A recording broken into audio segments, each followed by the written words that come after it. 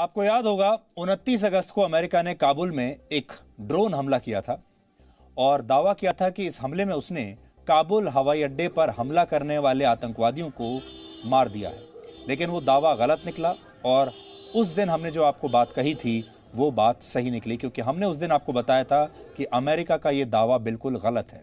इस ड्रोन हमले में कोई आतंकवादी नहीं मारा गया था, बल्कि एक ही परिवार के 10 निर्दोष लोग मारे गए थे।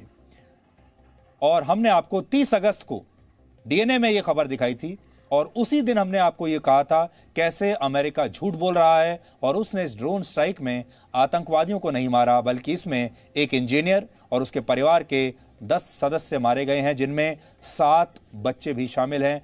उस दिन जो हमने आपको दिखाया था उसका एक छोटा सा अंश आज पहले हम आपको दिखाते हैं। अमेरिका की सेना ने जिस गाड़ी में आतंकवादियों के होने का दावा किया था, उस गाड़ी में आखिर कौन कौन से आतंकवादी बैठे थे। इस हमले में यह बच्ची मारी गई है। क्या यह बच्ची आपको आतंकवादी दिखती है? यह अमेरिका के ड्रोन हमले में मारी गई बच्ची की तस्वीर है। इस हमले में ये 2 छोटे छोटे बच्चे भी मारे गए। ये दोनों शायद भाई थे। ये भी अमेरिका के इस ड्रोन हमले में मारे गए। इस हमले में ये 2 भाई भी मारे गए। क्या इनमें से कोई आपको आतंकवादी लगता है?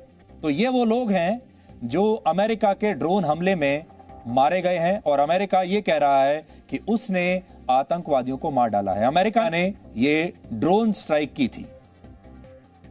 इनमें से एक घर से धुआं उठता हुआ आपको दिख रहा होगा और इस घर के बाहर एक गाड़ी बिल्कुल जली हुई और नष्ट हालत में खड़ी थी। अमेरिका का दावा है कि इस गाड़ी में विस्फोटक था और इसे चला रहे लोग काबुल एयरपोर्ट पर फिर से ब्लास्ट करने जा रहे थे। ये लोग हमला करने के लिए जा रहे थे और पूरा विस्फोटक गाड़ी में भरा था। जबकि सच यह है कि अमेरिका की इस एयर स्ट्राइक में जो 10 लोग मारे गए हैं, इनमें से 7 तो सिर्फ बच्चे थे। Has the US now reached out to you and have they apologized? Yeah, at first of all, I thank you so much for WION TV and for Anas Malek to have a good report for us. And after that, I want for USA justice.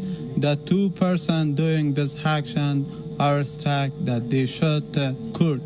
They should punish it by USA court. By USA court. By USA court. Has the USA reached out to you and said that we are sorry? Have they done that?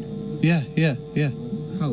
Yeah, that I hear for TV. Yeah. They have not called you? No one's call has, just I hear for TV that for media that they accept they are at might and just like this. Right. Yeah. How do you think justice will be done with the family, except for the court punishment? Will you go to the court? Will you fight for them? How? Yeah, but you know better that I can't fight with them. They are a powerful country. Just only I wanna for USA that they should punish them by USA. Yeah. What? तो जी media पहला ऐसा channel था जिसने उसी दिन आपको बता दिया था कि ये हमला झूठा है, इसमें कोई आतंकवादी मारा नहीं गया। और हमारे अंतर्राष्ट्रीय चैनल वियोन के संवाददाता अनस मलिक उसी दिन इस जगह पर पहुंच गए थे और इन्होंने ये रिपोर्ट फाइल की थी और आज वो रिपोर्ट सही निकली।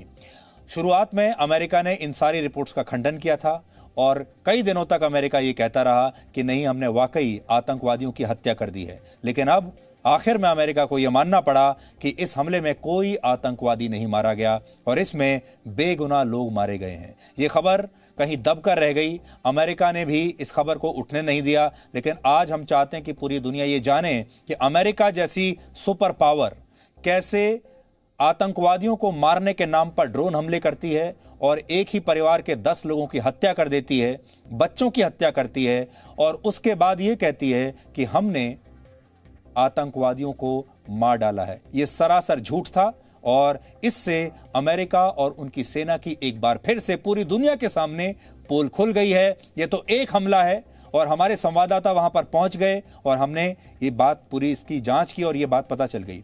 न जाने इससे पहले अमेरिका की सेना ने न जाने और कितने ऐसे हमले किए होंगे जिसमें उन्होंने दावा तो यही किया होगा कि उन्होंने आतंकवादियों को न्यूट्रलाइज कर दिया है।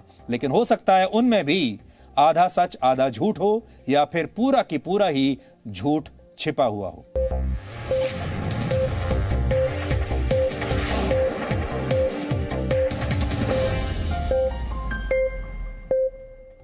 Presenting B News app, available on Google Play and App Store. Download it now.